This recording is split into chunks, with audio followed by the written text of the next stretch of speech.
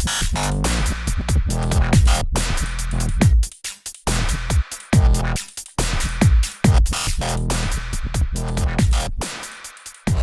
and welcome to episode 4 of the Kielich Law Firm Podcast.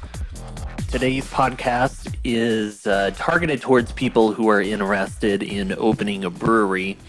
And specifically, since I am a Texas attorney, I'm going to talk about Texas law. The federal law that we deal with is, of course, the same in every state. But our state laws are a little bit different, so if you happen to be listening to this in another state, know that some of what we talk about with Texas law may or may not apply to your particular state's laws. I'm not going to talk about any other particular states, but there are certainly differences across the states, and so don't assume that whatever I've talked about with Texas necessarily applies to you. That disclaimer is important enough that I'm going to leave in the repetition that second time, because it's really easy to get some of this stuff wrong, because brewing is a heavily regulated industry, both at the federal and state level, and certainly the local level as well. So that's really what we're going to be talking about today. This podcast is directed towards people who are either thinking about starting a brewery, or people who are in the early phases of planning or actually trying to move forward into the process of opening a brewery. I talk a little bit on my website about the fact that I'm kind of a craft beer nerd, and I'm also a home brewer. And so if you're listening to this, you probably homebrew or you've been a craft brewer. And you know at some point in time, people have told you that you should open a brewery or you should be commercially brewing. I guess you've taken the standpoint that that's something you want to do. But for one reason or another, you've decided that people are right. You really should be brewing commercially. So at this point, you're probably trying to sort out, what do I need to do? What do I need to know?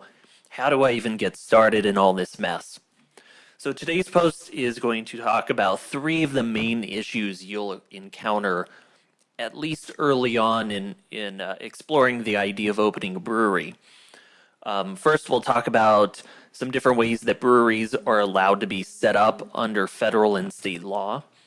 We'll talk about ownership structures, how individuals who are making a financial investment in the brewery can arrange themselves, and some different reasons why you might pick some of the structures over other structures. And third, we'll talk about some of the areas of regulation that brewers encounter and things that you need to be aware of before you start picking a location or committing resources, particularly money, towards a place or professionals to deal with your business. It's worth pointing out that we're only going to get into enough information to really help you assess directions you need to research or directions you need to go in consulting with a professional, whether that's an attorney or an engineer or an architect. You might find it necessary to work with some different people along the way.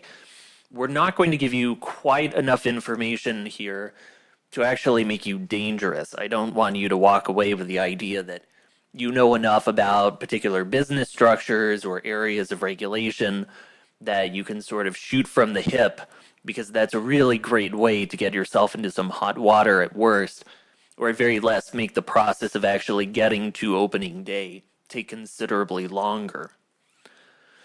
So with that in mind, don't expect that this is everything you need to know about opening a brewery. It's definitely not. But we'll hopefully explore enough subject matter that you'll be able to figure out whether this is something that you want to do and some directions to go for further research and exploration. So, before we get into the subject matter, let me first apologize if there's some background noise or coughing or whatever that gets caught up in the audio. I'm trying to cut out as much as I can, but I feel like my house where I'm recording today is particularly creaky, and there's just kind of no way around that. I'm recording from home today because here in Texas we got hit with a little ice this week. So that's sort of shifted around my schedule and freed up some time. So I figured I'd go ahead and make this video, but it's also got me trapped at home. So I apologize if the audio quality is worse than its normal mediocre level, but that's just what it is.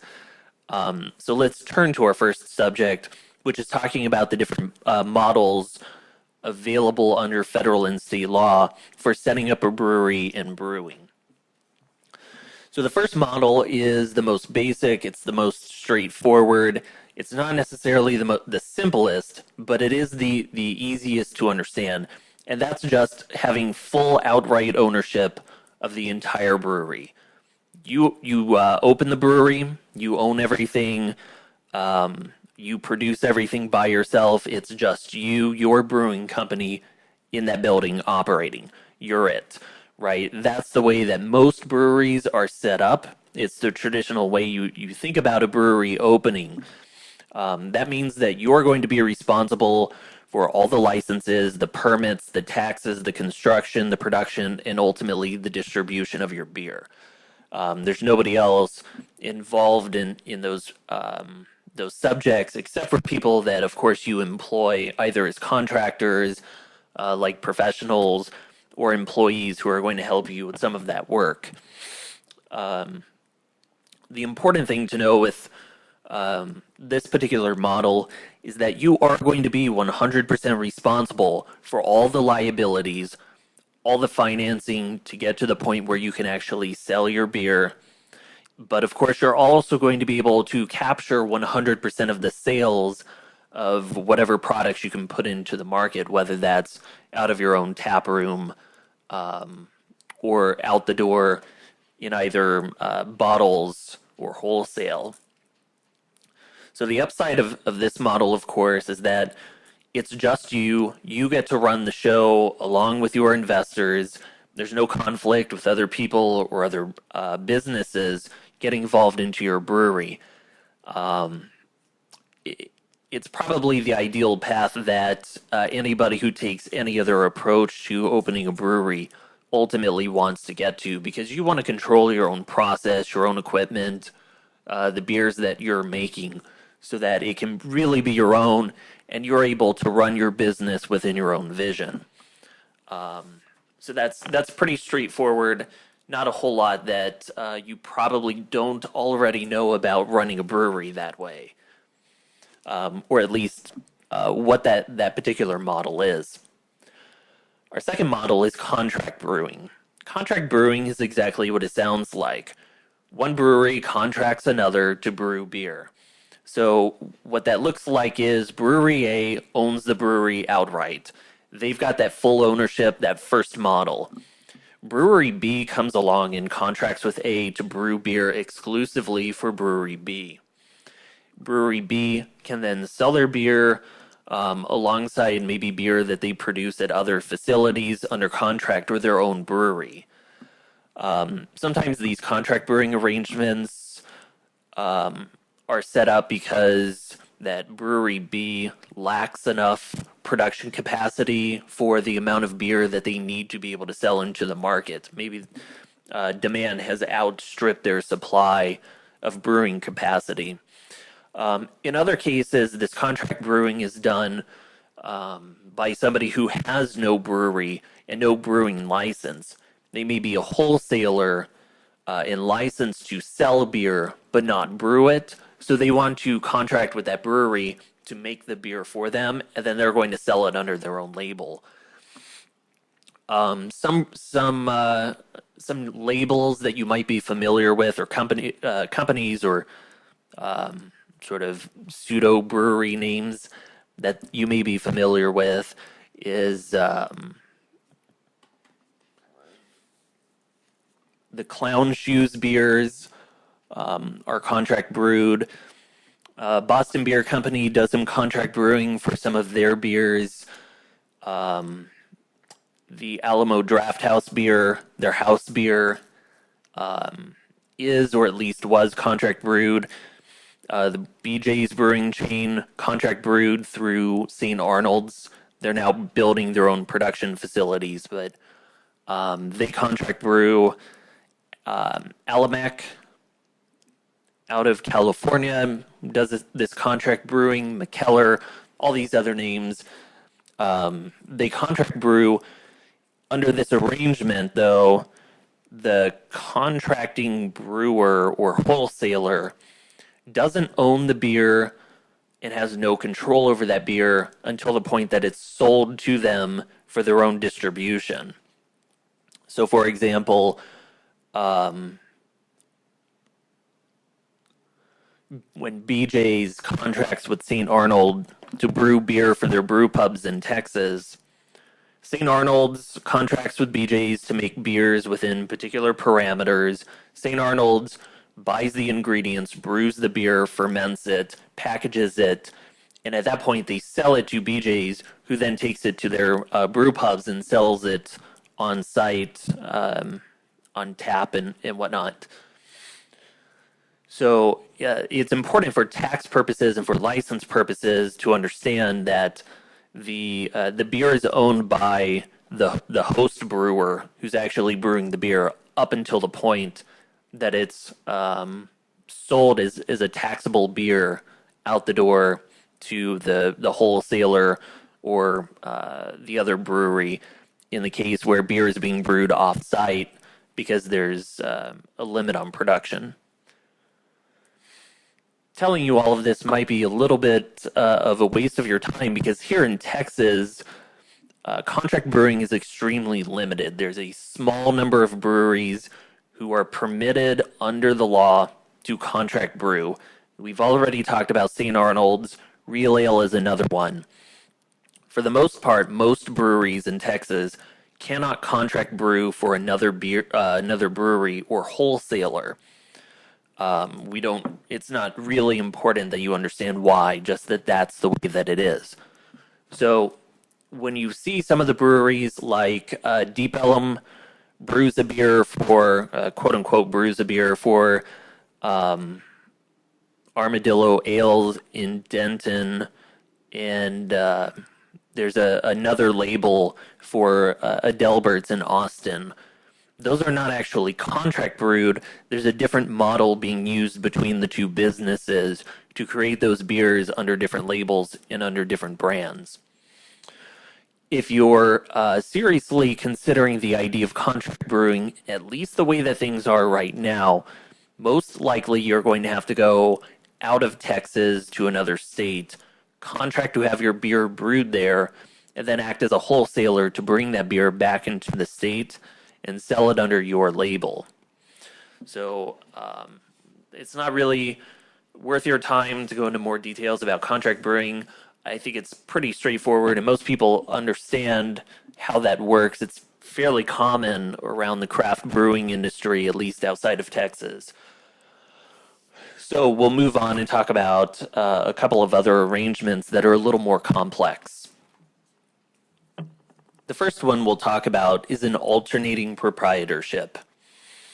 This is, it can sound kind of like contract brewing, but remember when we get into this that with contract brewing, the host brewer who is doing the brewing owns that beer by itself exclusively up until the point that it's packaged and sold to whoever is contracted with them. In an alternating proprietorship, there's a host brewery that owns the physical brewery location and all of the equipment and ingredients inside. The host brewer rents space and equipment to the tenant brewery. The tenant brewery comes in with its own ingredients, its own beer, and the two breweries, or there may be multiple tenants, they all take turns brewing on the same in the same physical location and in this at least some of the same equipment within that space. So they typically will share the brew house system where the beers are brewed, of course. They may share fermentation vessels, or each brewery may have its own fermentation vessels within the physical building. there are some complications that go into the way that packaged beer can be stored between the two breweries, how ingredients for each brewery has to be stored. That's a little more complex than what we're going to talk about today. But if you're thinking about an alternating proprietorship, there's a lot to know about the particulars of how that physical relationship between host and tenant needs to be divided and addressed. An important point is that in this situation, the host and tenant brewers are independently licensed as separate breweries. Now, the host brewery owns the property and is the primary brewer for that physical location, but the tenant is still responsible for being a licensed brewery that maintains its own records, its own licenses, and pays its own taxes on the beers it brews. In this situation, the host owns the beers that the host brews, and the tenant owns the beers that the tenant brews.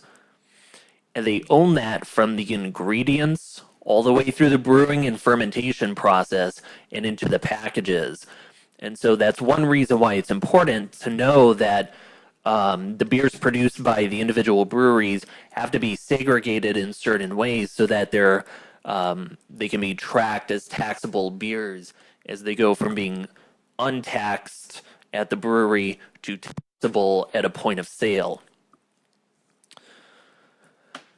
So this arrangement is it's starting to be pretty common. You can find them around the country. It's not a bad relationship as long as the relationship is well defined. You really need to have both of the contracting, or excuse me, both of the breweries involved, or if there's multiple tenants, all of them involved in a very clear, very specific contract that describes the responsibilities that each party has, the sort of liability protections each one is providing the other, the way that the beers will be stored and sold, as well as just the functions when the two breweries are alternating to make sure that neither brewery is putting the other one at jeopardy, whether it's putting their licenses in jeopardy or just the sales of their products. The benefit to this alternating proprietorship is fairly clear. The host is able to sell excess capacity to the tenant, which the alternating proprietor may have acquired a larger brew house or more fermentation vessels than current production needs actually require. And in that sense, the host can sell that excess capacity and subsidize buying that additional equipment and its future growth. But by having the equipment in-house already, which can be helpful because brewery expansions can be pretty expensive, and if you can start off from the onset, or at least early on, already having a large space, already being approved, getting maybe you get more equipment on a better deal by buying a larger system, that can really help that brewery's long-term plans in growth and financing. And on the other side, the tenant gets a full working brewery without all the upfront cost, which is a huge benefit to the tenant, because just like brewery expansion is expensive, setting the brewery up is just as expensive, if not more expensive. In the alternating proprietorship, the host brewery has already gone through all of the licensing for the physical location and the equipment to make sure that it satisfies federal, state, and local regulations for its setup. So that could be pretty lucrative for the tenant not to have to wait through all that time or spend the money putting all of that together. But of course, there are going to be a number of drawbacks, or at least concerns, in this model. Some of the major concerns to think about is that, as I addressed before, the two parties or all the parties involved need to carefully define the all of the duties, all of the obligations, and all of the restrictions that each party has within that brewery. Not only is each of the breweries putting their own licenses at risk with their production and distribution operations, but they also can put the other breweries' own licenses and permits at risk as well. Because if if the tenant, for example, isn't doing a good job of making sure that their taxable beer is stored independently of the host brewery's taxable beers, that could create a lot of problems, although it seems like that shouldn't be too big of a deal. The TTB and the TABC are pretty concerned about making sure that the taxes are paid and that they're paid by the right brewery. So that can be a real problem. Additionally, there's just logistical issues with two independent businesses operating out of the same physical space. We don't really need to go into the individual problems that could arise, but you can just imagine it's kind of like two siblings sharing a room. It's not that big of a deal when they don't have a lot of toys or furniture or whatever, but as the siblings get older and acquire more stuff, the room starts to get more cramped, and as kids get older, conflict arises seemingly naturally out of that relationship. The same thing happens in an alternating proprietorship when there's plenty of space for everybody, and everybody can be a little relaxed with the brewing schedule and alternating different systems or employees. Not that big of a deal, but as breweries grow, and maybe the two breweries grow at different speeds, one can feel like maybe it's time to make some changes, and some conflict can arise there. So sort of on that same note, there can be a real problem when the host fills up the brewing capacity that the tenant is not taking and wants to expand, because the tenant brewer is going to have some contract rights to be able to brew in the system and use a certain amount of space. And so you create a natural conflict over the contract of how do we get the tenant out of the host brewery, or on the other hand, how does the tenant protect its contract rights and continue to be able to brew without some sort of interruption in operations, or not being able to sell beer because they've been kicked out of that host brewery's location. An important point that some people don't realize about alternating proprietorships is that only the host brewer is allowed to serve beer out of a tap room on site. The tenant brewery cannot sell through the host or put beers on through the host within that tap room. So that could be a huge loss of revenue for the tenant who's not able to make those retail sales in the tap room, which is very lucrative. There's a huge profit margin for those per pint or half pint or growler fills out of tap rooms. And so if the tenant is cut out of that means the tenant either needs to operate a tap room somewhere else by itself, or stick exclusively to wholesaling its product somewhere else.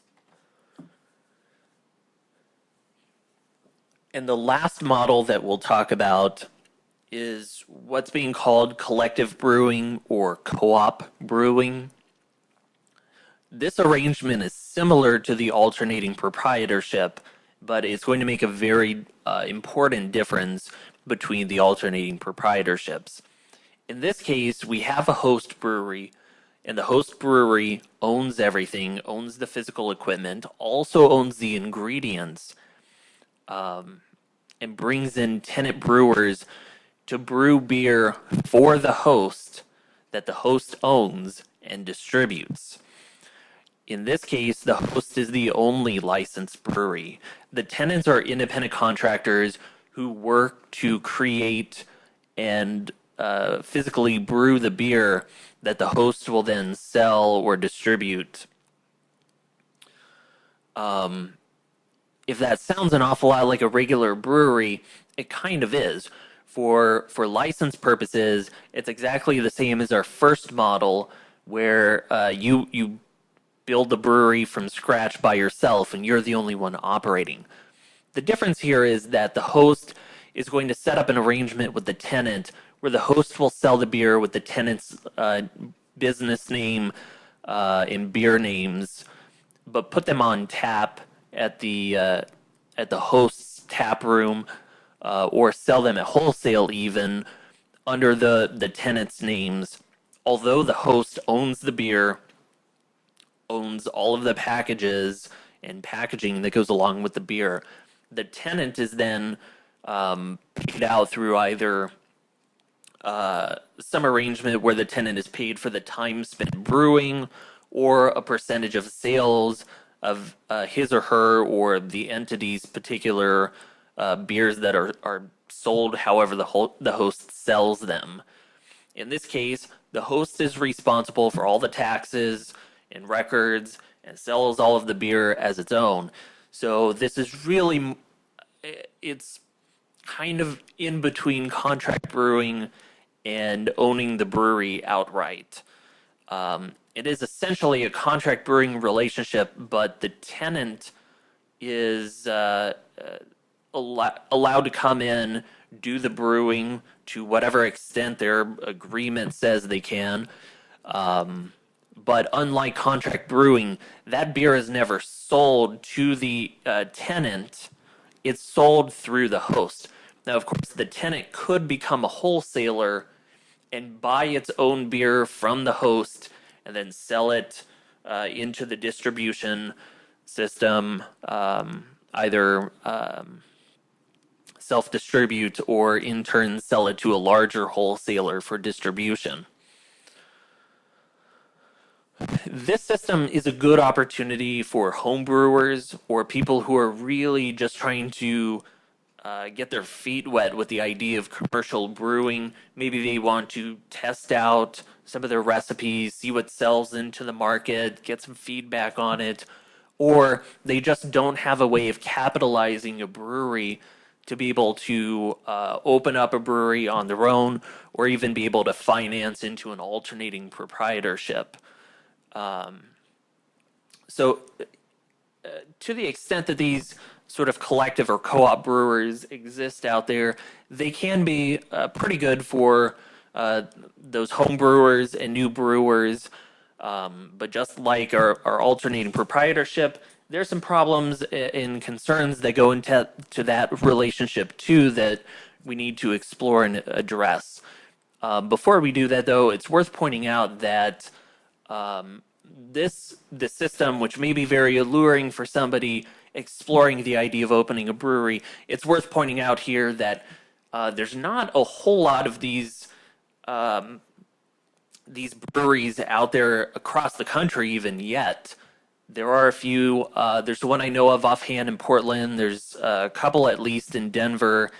And word on the street is that there's one that's going to open somewhere in the Dallas-Fort Worth Metroplex in the near future. I don't know if that'll actually happen, though. So it may be a case of many people want to get involved in these collective or co-op systems, but there may not be enough space for everybody who wants to come try out being a commercial brewer to figure it out.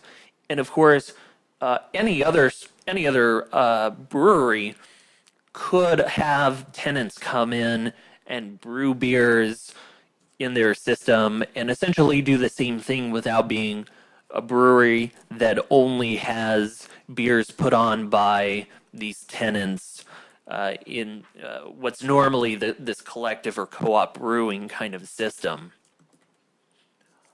But if you want to explore this idea, it's worth knowing what the pros and cons are out there. So the pros for the host, this is pretty straightforward. The host controls everything, so it's easy for the host to know any beer made on site is mine I'm responsible for the taxes, the records, and all that. Unlike an alternating proprietorship, where the tenant has some contractual rights to physically control some of the property or some of the equipment, in this case, it's much easier to get rid of a tenant who's not making beer up to whatever your standards are, or is causing problems with the other tenants, or whatever kind of problems you might have with a tenant. It's a little easier to get rid of this person unless you've bound yourself into a contract where they have pretty assertive rights over their ability to stay and brew beer on site. Like an alternating proprietorship, the host can sell off excess production capacity to the tenants, and then actually make the profit on the sales itself. So it has that same sort of lucrative value for the host in an alternating proprietorship. And of course, for the tenant, it's also very similar to the alternating proprietorship. The tenant gets to brew without the costs of building and operating a brewery, or the delay that comes along with getting licensed and building the brewery and all that good stuff. The tenant also has an opportunity to test drive beers in the market. Maybe you have it in mind that you found this collective brewing opportunity. You're going to go test market a few beers, and then you'll go find a contract brewer somewhere outside of Texas, have them produce the beer for you while you're saving that money to be able to capitalize your own brewery, but still build your brand. So by the time you can actually open your own doors to a brewery that you own, you've already got a good market presence. You already know what beers are selling. People like your product or don't like your product, and you know right away what you can do. You don't have to, as many startup breweries do, sort of figure out what beers work and what beers don't work in the market. But of course, we've also got some drawbacks for all the parties involved. In this case, the host's licenses and permits are always at risk of what the tenant does, because the tenant is an independent contractor. Whatever that tenant does, the host is going to be responsible for what happens with the beer it brews. And remember, again, the host owns all that beer and is responsible for paying all the taxes that are due on that beer. If the tenant goes out and decides to take beer off premises and sell it somewhere else or serve it somewhere else and taxes not been paid, that can be a problem. The tenant can also create other liabilities for the host. If the tenant doesn't know how to operate the equipment well, or maybe doesn't pay as much attention as they should, you might end up creating products that are unsafe, such as a little caustic acid, where maybe caustic gets into a beer that ends up being packaged and sold, or fails to exercise proper care with keg cleaning or something else, and injures himself or a patron or another employee of yours. In this relationship, both sides assume the risk of production quality of the other party. This can be a problem for either or both parties. The host has set up a brew house and a brewing system, and presumably has set up procedures for how the equipment is supposed to be operated and cleaned and so forth. The tenant is at the mercy of the quality of the equipment, the quality of those procedures, the quality of the ingredients that are available. And of course, even if you've homebrewed at home, you know the quality of storage of hops or grain or the propagation of the yeast can make a huge difference in the quality of the beer, as well as how the water is treated, all that good stuff. On the other hand, the host has to rely upon the tenant's quality of production with regard to the recipes that are brewed the tenant's ability, if the tenant is doing the actual brewing, for the tenant to be able to operate the brew house and produce good quality beer or the right amount of yeast or the right kind of yeast and have good fermentation. So if the tenant produces bad beer on a system that could have produced great beer, the host has to decide whether to dump that beer and eat the cost or sell a lackluster product, which may be sold under the tenant's name, but is still going to be associated with the host itself. And on the other hand, that tenant may have world-class recipes or world-class brewing experience, but if the ingredients are stored improperly or the equipment doesn't work well, whatever, the tenant is going to be restricted from making a better beer than the ceiling for what's available to him or her. And that can be dangerous for the tenant because the tenant is out there creating a name for itself. And there's so many breweries out there today that there's a real risk that somebody tries one of your beers, decides, I don't like it, the quality kind of sucks, and never give you another chance because there's just too many other breweries out there. So you don't want to be a tenant in the position of having your first impression be your worst impression. And of course, we could also talk about in a situation where there are multiple tenants, the risk where one tenant is spoiling the relationship for all of the tenants, the customers, because people come in and say, hey, I want a flight of everything that's on. So they've got maybe 3 or 4 tenants' beers. If one of those tenants is making crappy beers, excuse my language, that customer may not have a whole lot of faith in the rest of the beers in that flight. It may treat the other breweries' beers as being worse than they really are. So it's important if you're a tenant to know the quality and what kind of quality controls are being placed upon those tenants that your beers are surrounded by. Both parties should be aware of the financial value of the relationship to themselves. The host needs to know that the tenants are making enough beer and enough good beer that customers are coming in and actually buying it, and the host is turning a profit. The tenant needs to be aware of how they're being compensated, whether their beer is selling, and how much money they're actually getting to make sure that the relationship and the time spent in that relationship is worth it for the tenant.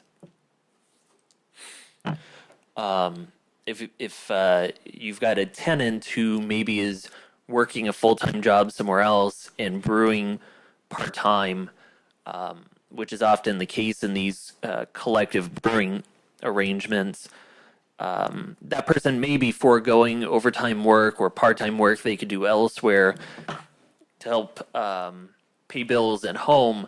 And so if the tenant is spending all this time brewing beer that's not generating a profit, and the tenant was relying upon that extra income, that can be a real problem for the tenant. So that's something that should be dealt with in the contract, not just arranging how the tenant is paid, but also what kind of protections are available for the tenant to actually be in a position to make a profit, which can address how many times the tenant is permitted or required to brew per month, or a minimum or maximum quota for beer being produced by that tenant. Oftentimes, sort of a related concern is that the tenant may not have any guaranteed brewing opportunities, or may not have much in the way of brewing opportunities at all. And that can be a real problem for the tenant. The tenant may be limited in what kind of beer styles the host wants to put on, or if one of the other tenants makes a knockout IPA, the host may not want to put other IPAs on, or the host may insist that other IPAs go on, which could be a problem if you're a brewer that for some reason thinks you're not going to brew an IPA. Now, I think most breweries out there are going to or do put out one or more IPAs, but the same could be true for a saison or some other Belgian style, or whatever style. Um, Again, this is something that should be addressed in the contract as much as it can. The host probably is never going to limit itself to what kind of styles it will or won't put on tap or request from its tenants, but there should be at least some kind of controls to ensure that the tenant is getting a fair shake to be able to put beers on. And of course, the host also isn't going to want to give quite as much opportunity to a tenant whose beers aren't selling as well or just aren't the same quality as other tenants. So that's something that both parties should be aware of and really think about when they're putting this relationship together and implementing it.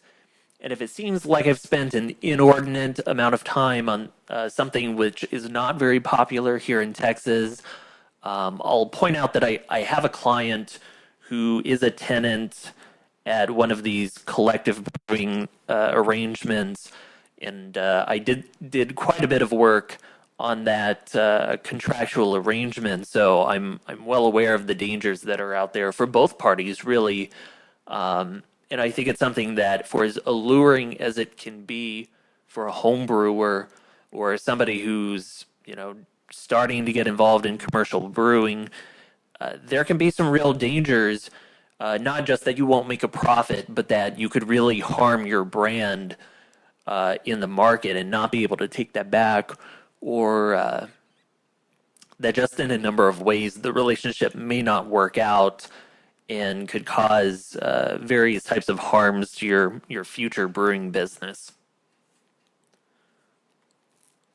Another key concern that both sides should deal with before we start to move on to our next subject is that both sides really need to understand and have an agreement about how the intellectual property and registrations for the beers can be transferred between the host and the tenant at whatever point the tenant decides to break off and either brew somewhere else or brew on its own as its own standalone brewer.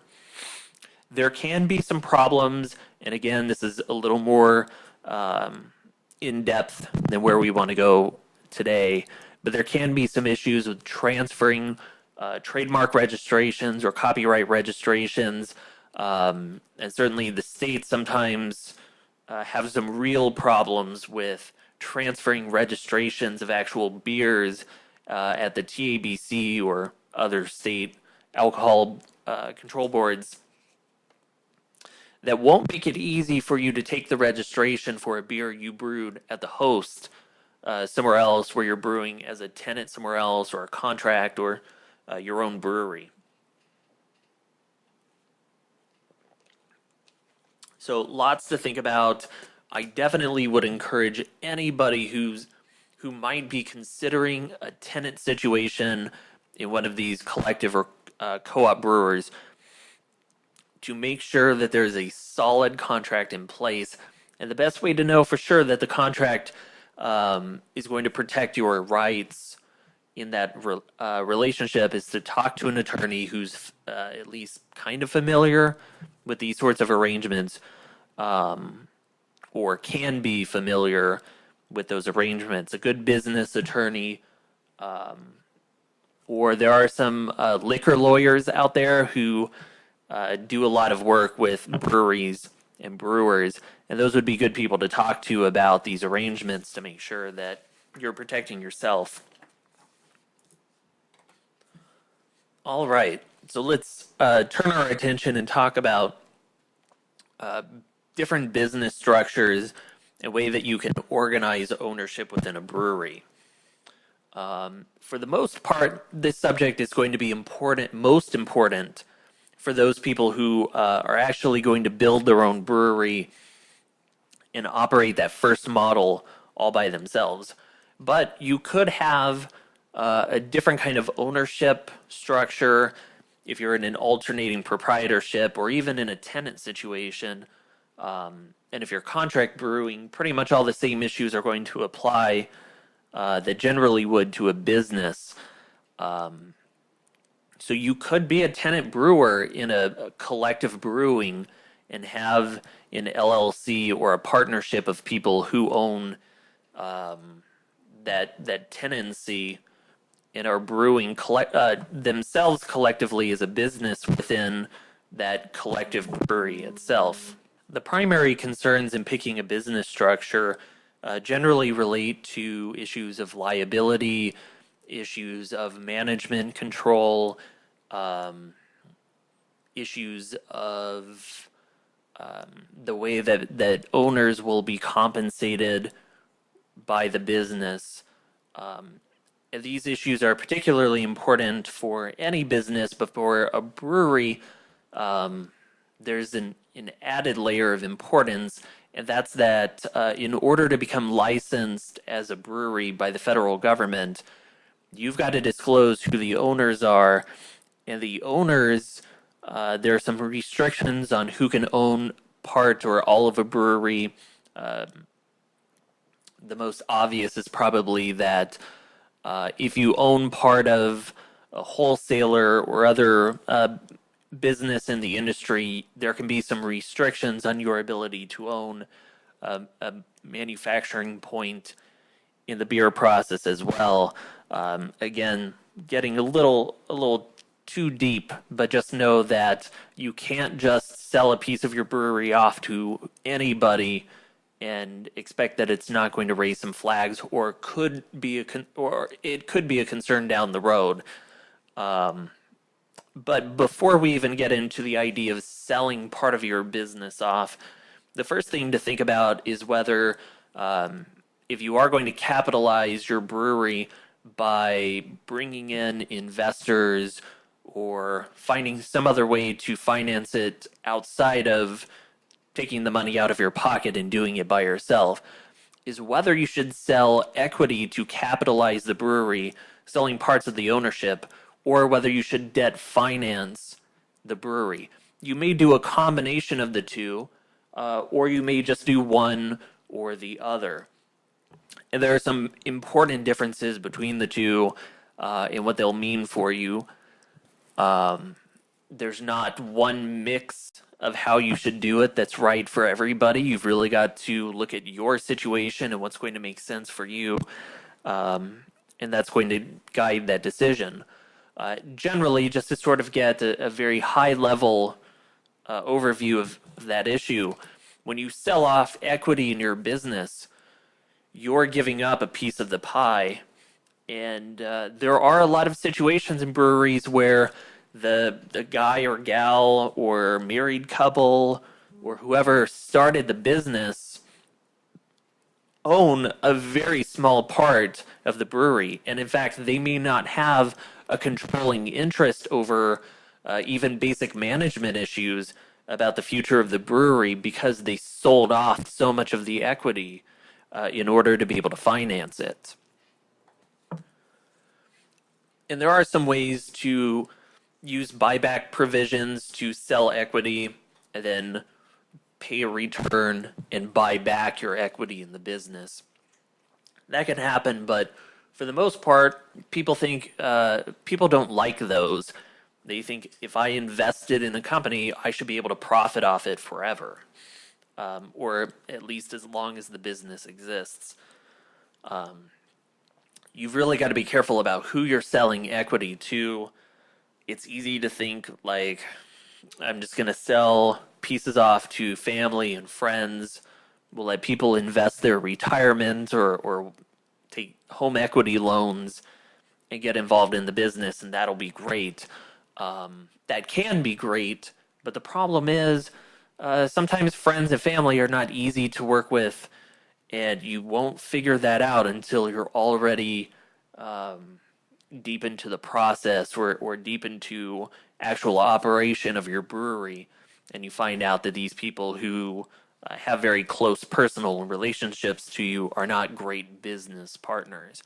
You can also run into similar problems selling off equity to professional or semi-professional investors who want to come in, make the business as profitable as possible, regardless of the quality of the beer or the styles or whatever your vision is.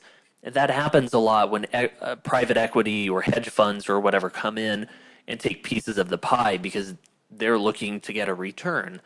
Now, of course, if you're opening up a 7-barrel system, you're probably not going to have hedge funds knocking on your door. But maybe you find a group of doctors in your area who invest in local businesses. Those guys want to get paid, and gals want to get paid a return as well. They're not going to give you money and watch you flush it down the drain, making some sort of bizarre oak-aged sour smoke IPA with, cherries and, who knows what else that nobody's going to buy because it's a terrible mess of flavors. They're going to want you to make something that generates a profit. And that could be at issue with your vision for how things are done. So it's important to know how much equity you can sell and still control the business, how to organize the business so that you can maintain the level of control that you need to, and also capitalize the business to get it up and running. And on the other hand, you can debt finance, which means you're going to take out loans. You might take out those loans from a bank, or the Small Business Administration can help facilitate certain types of financing through lenders. You may do debt financing through a private source. Maybe you have somebody who wants to invest in your business but just wants to make a debt investment and give you some cash and then get paid back out without owning a piece of the pie. In any of those cases, it's important to know that, of course, with debt financing, you don't give up control of your business. You don't give up a piece of a pie. Once the debt is paid or satisfied, there's nothing else to pay out. You don't pay interest or dividends or capital gains or anything. You pay the principal, you pay the interest that's owed on the debt, and then it's done. So that can be pretty lucrative to be able to maintain control of your business. And there are some tax advantages to leveraging your business that way. But the problem with that debt is once you take out debt, you owe it. So if you're opening a brewery and it takes you 9 months to be able to open the doors and start selling pints or selling kegs out of the back door, that's 9 months. You probably owe loan payments, or at very least, if your financer is deferring payments, interest is accruing at the worst possible time where it's accruing the most. So that can be a problem, and it's easy to get over leveraged because you don't have any revenue coming in, and you're basically paying those loan payments out of pocket or out of the equity that you've sold.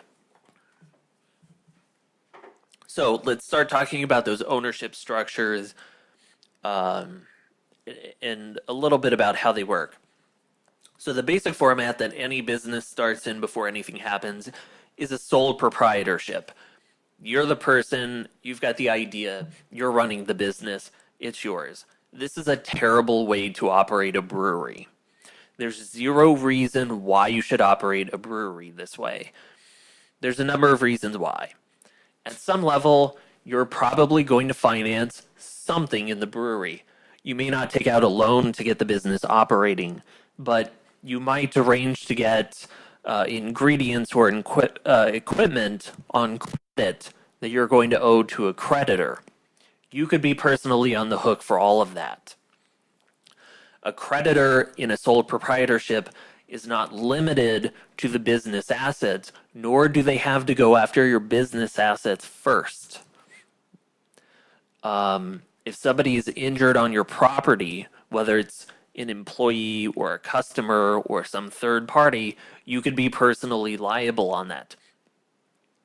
And insurance might help you cover some of those issues, but it's almost a certainty that you can get yourself some sort of business license that will protect liability for cheaper than the insurance. and at least reduce your requirement for personal insurance and just insure the business's liability. Similar to a sole proprietorship is a partnership.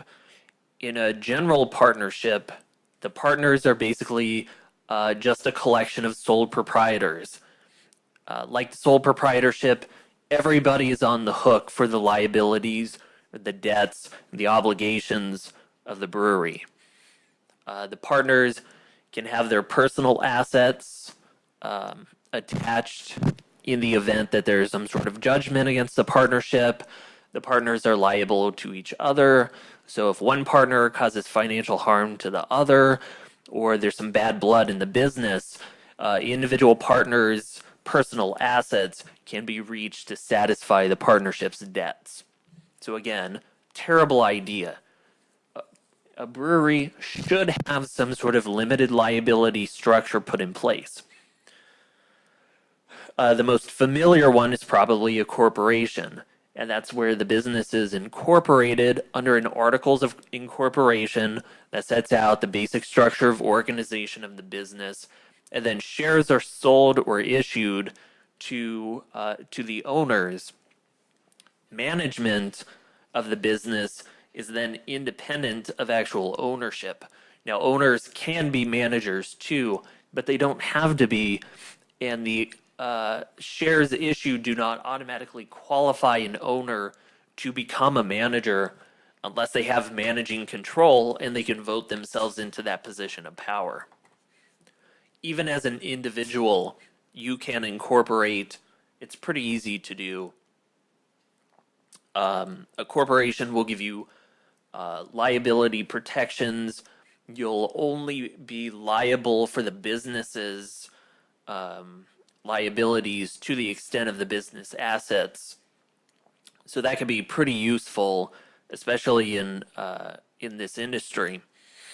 The problems with corporations is that it's a very formal structure, and it's very easy for an individual or a group of individuals who are not experts in corporate affairs to not follow the formalities, and it's possible to pierce that corporate shield and actually reach the individual owners and get at their assets as though there was no limited liability structure. There's also some tax issues involved with incorporating and the way that taxes are paid. That can be both beneficial or detrimental. So the combination of those issues often encourages people to look at different structures, and there's some structures that are newer than the corporation that can be a little easier to operate and more beneficial for somebody starting up a small business. The most common of these is the LLC, the limited liability company. An LLC is like a corporation in many ways. You've got the limited liability protection for the owners, but you don't have quite as many formalities in order to protect yourself with that limited liability. An LLC also has what's called pass-through taxation, which means rather than with a corporation, income is taxed at the corporate level, and then when distributions are made to owners, it's taxed a second time by at the owner's individual tax return. In an LLC, the LLC itself does not pay taxes. The income is distributed to the owners, and the owners pay their individual taxes. Now, it is possible with an LLC to elect a corporate style of taxation. And there are good reasons to do that in some cases, but you've got the option, and that's beneficial. An LLC is pretty common in this industry. It's probably the most used structure amongst breweries. It doesn't mean that it's necessarily the best in your case, but it's a good option that's out there. The other set of limited liability structures out there will kind of group together, and those are the LP, the limited partnership, the LLP, which is a limited liability partnership, and the LLLP, which is a limited liability limited partnership. It's really not worth going into the differences between these structures. We can sort of group them together for our purposes and point out that these are all different structures to arrange a partnership where the parties or the partners have some limited liability protections from the operations of the brewery and their personal assets. That could be fairly important.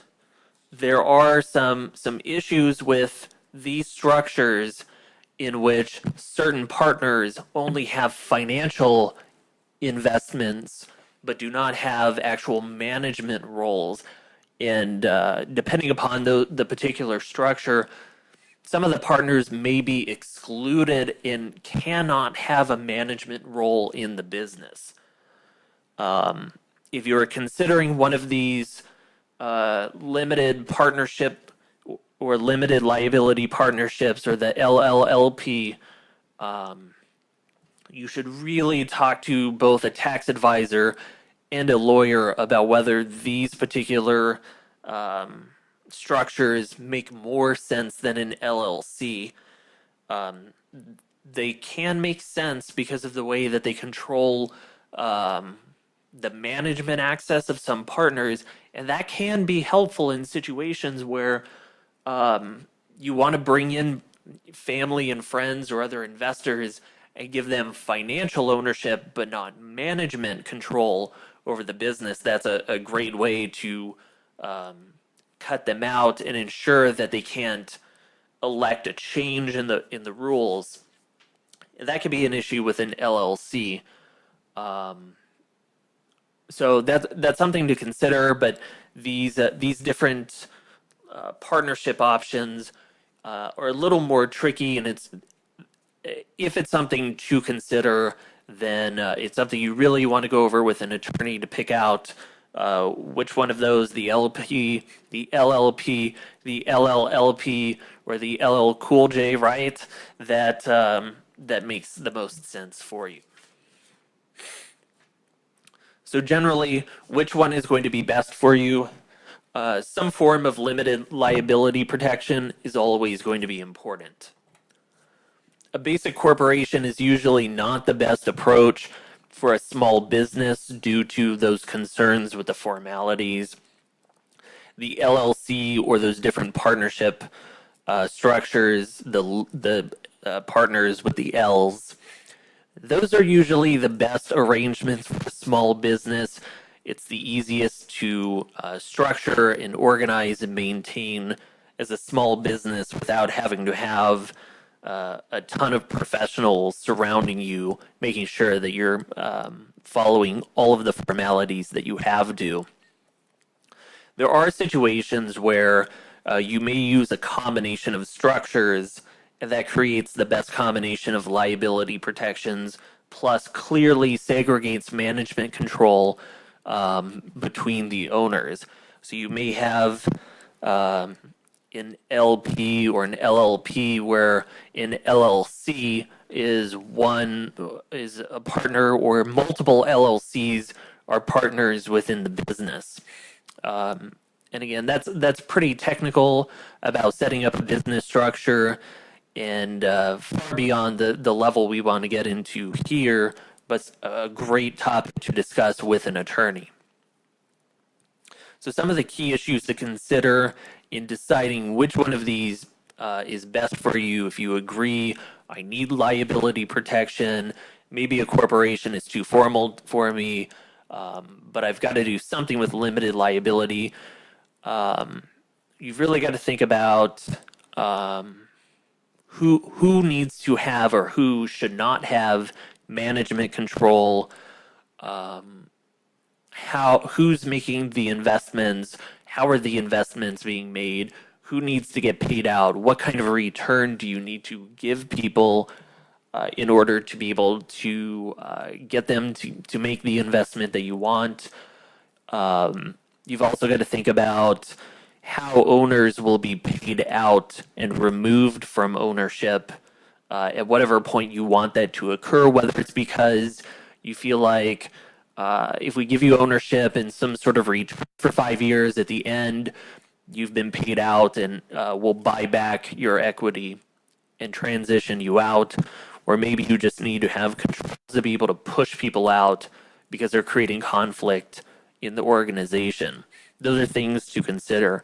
Additionally, it's worth pointing out, excuse me, it's worth pointing out that even with these partnerships with the L's and the LLC, along with the corporation, that investments in these small business structures are still regulated by the SEC and state agencies that regulate investments. You can very easily get yourself into very serious trouble by the way you shop around investments in your business.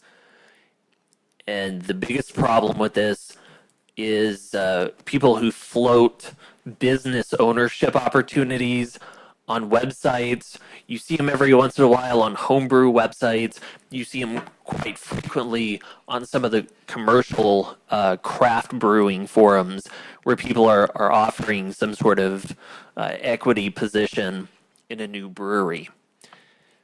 Both the state and federal regulators take this issue pretty seriously.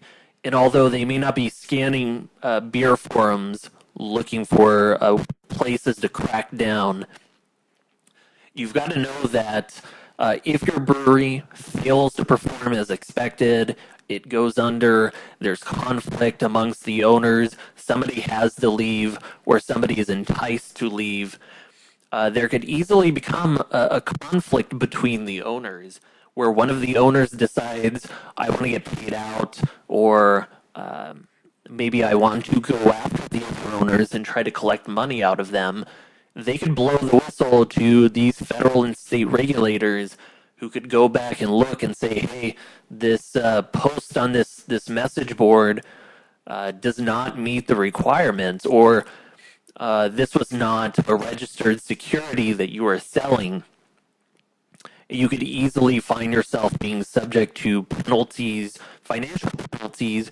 It could create problems for your permits and licenses at the federal and state level to brew beer. You could find yourself owing your investors a bunch of money. And in this case, your limited liability structure is not going to save you. You'll be personally liable for what you do.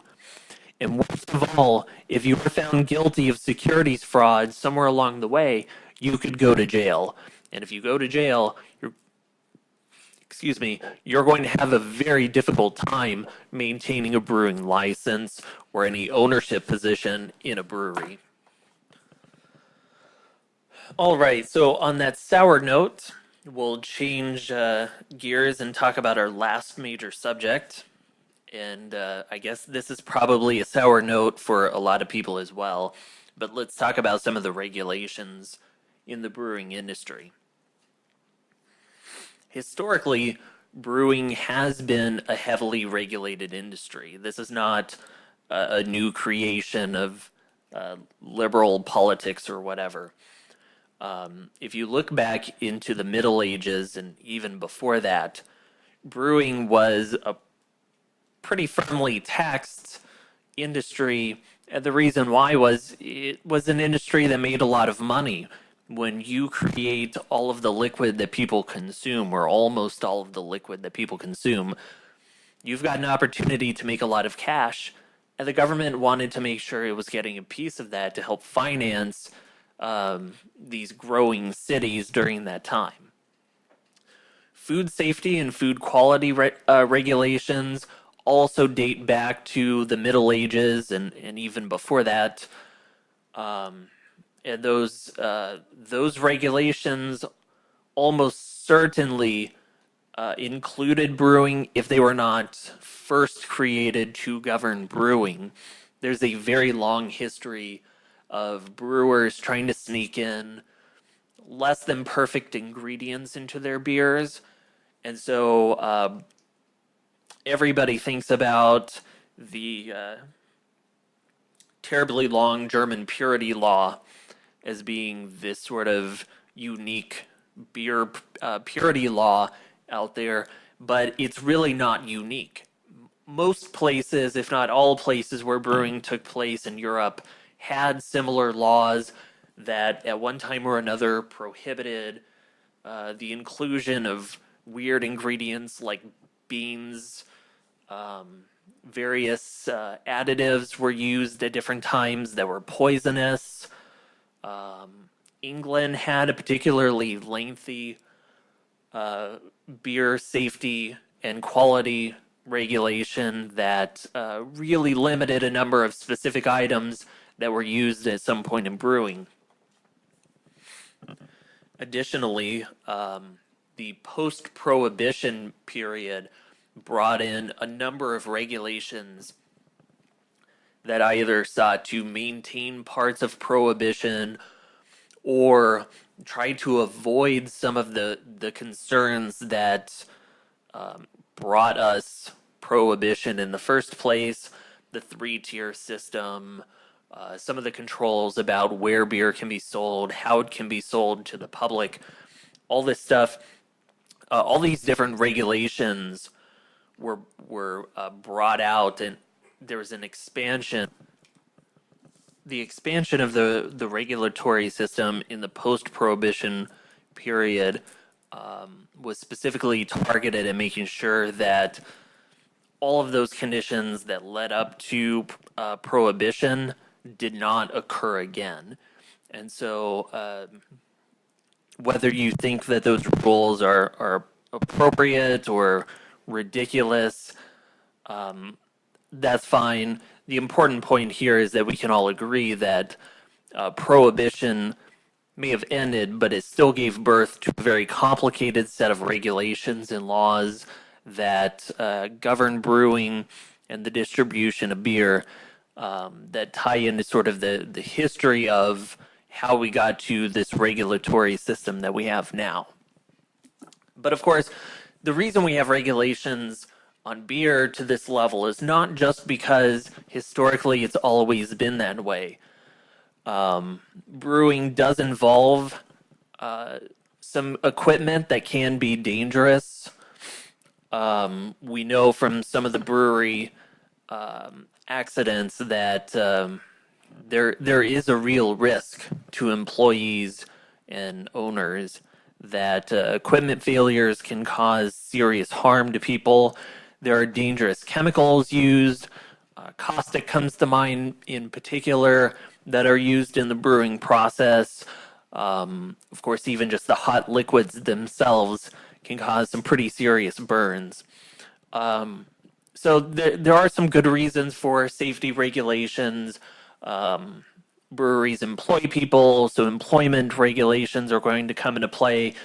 We still have those concerns about the quality and safety of the product that's being produced. I know lots of people like to think that craft brewers care about what's being made and the quality of their beer, and they wouldn't sacrifice it to put something dangerous or unpleasant in it. That's a nice idea, but we don't know what'll happen when a hedge fund decides it wants to throw out a brewery somewhere or buy out a brewery and turn it into a brewery that produces some sort of cheap industrial lager and is cutting corners. So the laws are out there because, hey, look, for 1,000 years, brewers have tried to do some squirrely things with their beer, and we've got to suck up the reality that brewers sort of screw their chance to be able to make beer without the government's watchful eye. And of course, when serving alcohol, there's also some concerns about what happens with those people who have been served alcohol, how much alcohol they could be served before they become a threat to other people. So some of these regulations really are steeped in legitimate concerns about the operations and the products that come out of brewing. But let's get a little more specific about the types of regulation that a brewery can face. And of course, this is not an exhaustive discussion, but these are some of the key areas. So, of course, at the federal level, the TTB regulates the issuance of brewing and wholesale licenses. And as a brewery, you may need both a brewing and wholesaling license to be able to sell your product to the public, as well as, of course, brew it. There's federal excise taxes that are paid on beer, and that's something that you need to be aware of and familiar with. There's federal regulations on the labeling and advertising of beer that will certainly come into play. There's federal formula approval whenever you make a beer that includes an unusual ingredient. And all of those issues can also come into play at the state level. You'll have to get licenses through the TABC to brew and sell beer. They also want taxes paid, and they can have some concerns about formulas and labels as well. Since you have a manufacturing plant in a brewery, you're going to have federal OSHA provisions that regulate worker safety. These include things like having a shower on site, safety provisions if something breaks, the kind of equipment that employees need to wear when handling certain materials or equipment. Similarly, there's workers' compensation issues that come into play when you start hiring employees. Also, with regard to employees, you have Department of Labor and State Texas Workforce Commission, wage and overtime laws. Some of these laws also regulate any benefit programs you offer to the employees, frequency of pay, unemployment premiums that you have to pay, FMLA, disability discrimination, and other forms of discrimination. When putting together your tap room and even your production space, you've got to consider Americans with Disabilities Act provisions as far as making your brewery disability friendly. That certainly will be an issue with wheelchair access, but there can be some other issues involved depending upon what kind of setup you've got or you plan to set up. There are some federal FDA regulations that apply to breweries and brewing. There are state distribution and serving laws to be mindful of.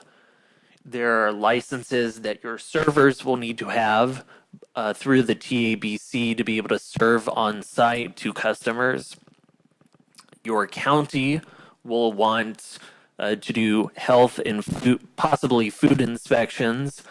There's regulations that the county enforces through the state. You'll also have city codes that will govern various building aspects, electricity, your ability to serve alcohol, to have a tap room open during various hours, parking controls, and similar issues.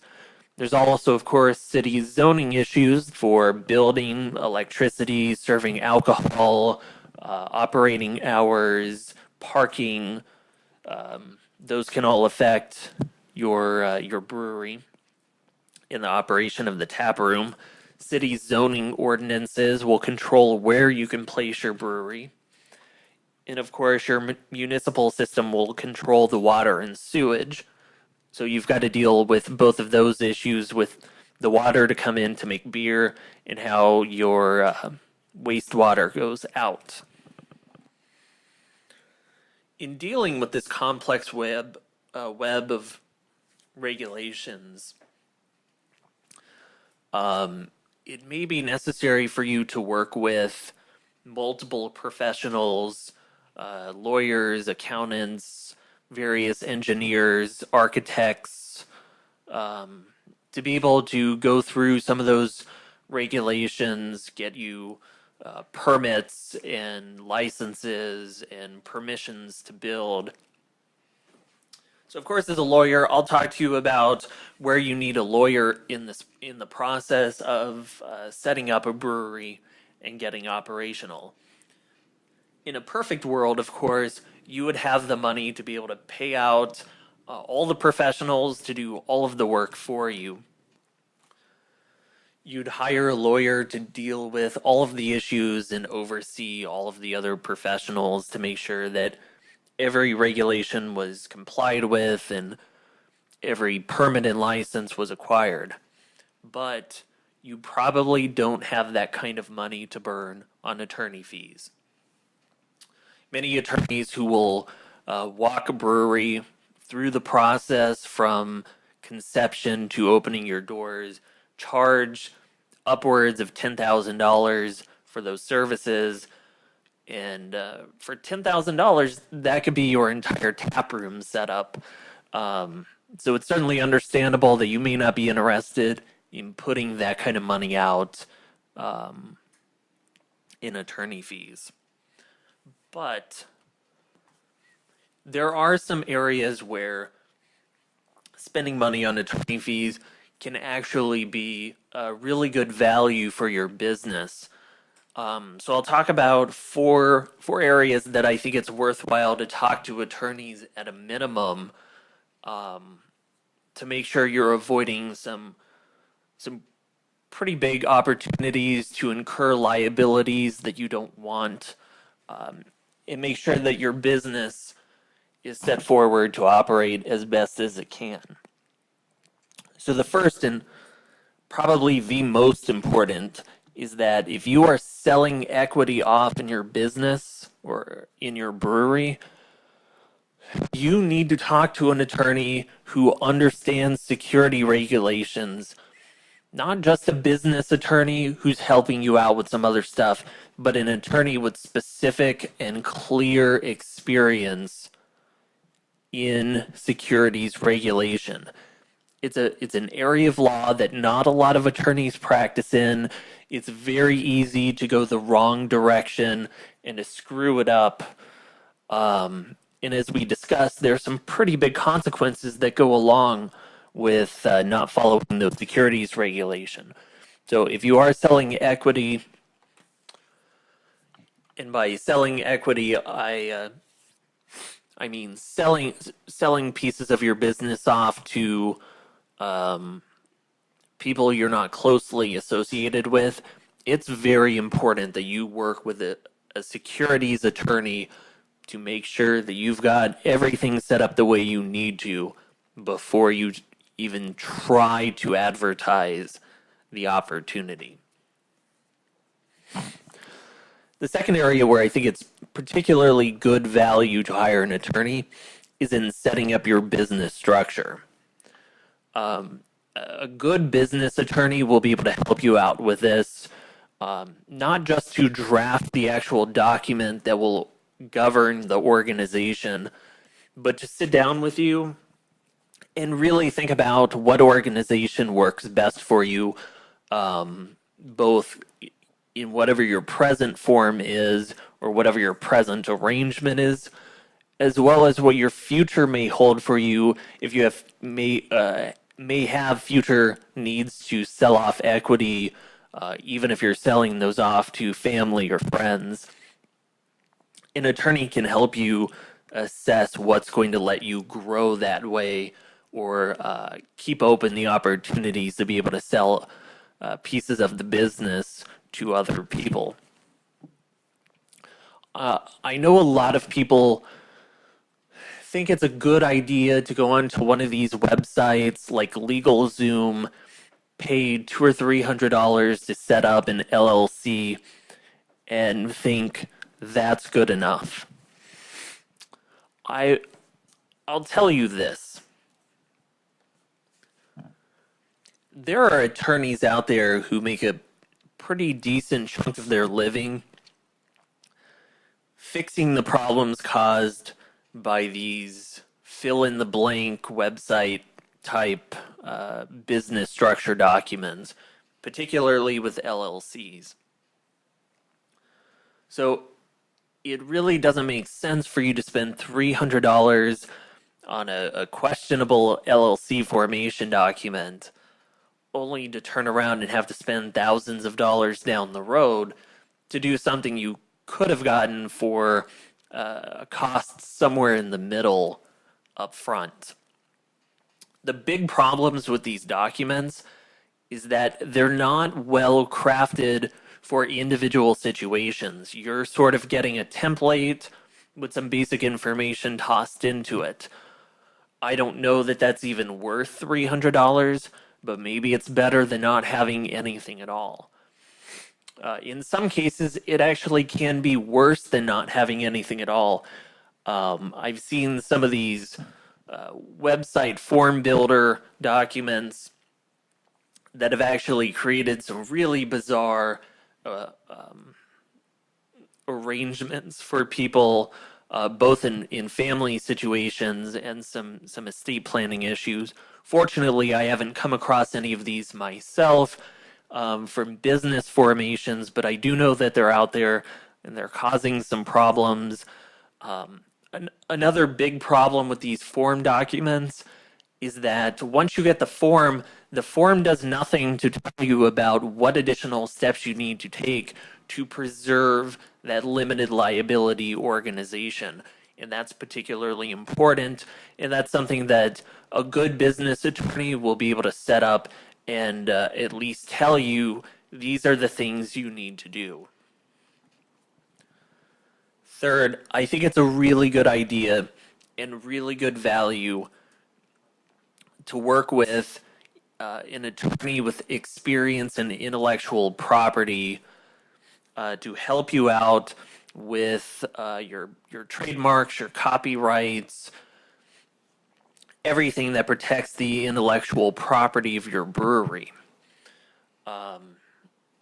Trademark attorneys can be pretty expensive to work with because, like securities, it's an area of law that not a lot of attorneys work in. It's very easy to get it wrong.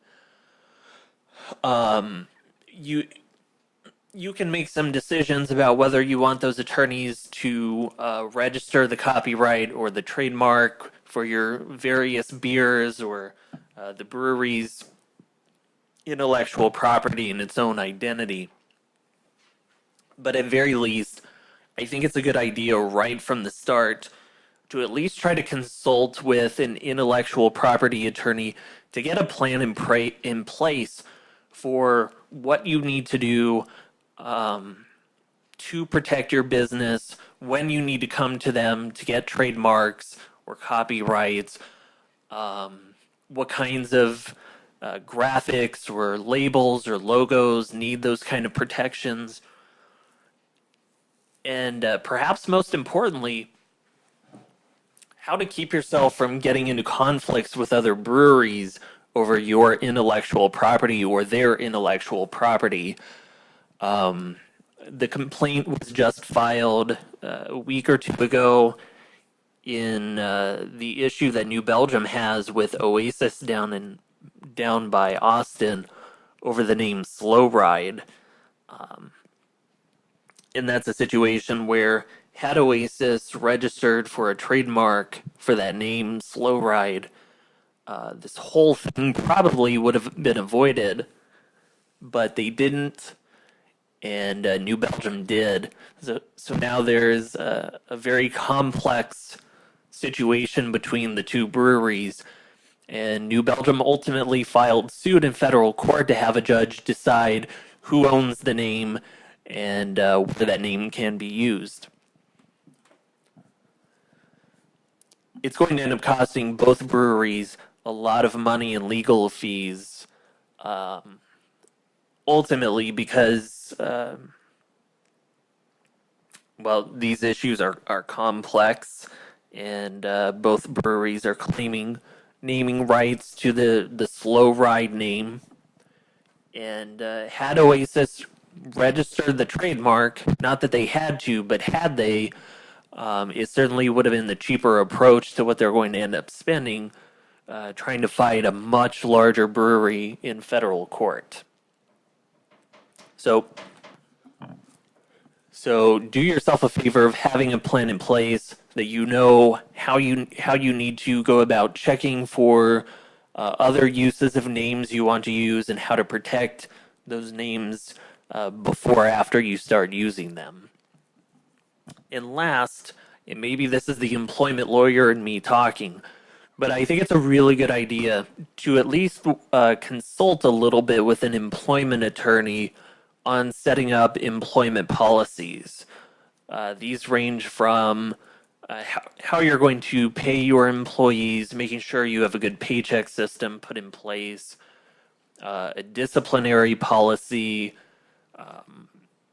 safety policies that comply with OSHA requirements, making sure that there's policies put in place for your servers that govern tips, how your servers need to handle people who have been overserved or are intoxicated. And the reason why is any of these areas that deal with employment can easily become very expensive legal issues for you. Even not paying your employees on time because you don't have the money in your account, or mishandling a tip pool amongst the employees can result in some real expense for you. It's going to be much cheaper for you to work with an attorney to establish those policies than it will be to fight those if a complaint is filed with an administrative agency or if it goes to court. But in addition to setting up policies to prevent incurring liabilities, you also want those policies to set up to help you retain good staff and get good performance out of them. Most people don't think of their employee handbook as being a way to retain good employees, but more so how to get rid of the bad ones. But they definitely serve both purposes. So I think this has been probably a long enough discussion about three really important issues in setting up a brewery. We should stop now. I feel like I'm getting a little hoarse, so I'm sorry if it sounds kind of crappy now. But I think that's some good information to get people going the right direction, issues to research and be aware of. Like I said, I think it's good at very least to attorneys about those four key areas. If you're not selling off equity to people outside of your immediate family, you probably don't need to talk to a securities attorney, but if any of that is going to be a concern, if you think you're going to go out there and try to find angel investors or whatever, definitely make sure that you are talking to a securities attorney first. So I think that's it. I've thankfully run out of subject material to talk about.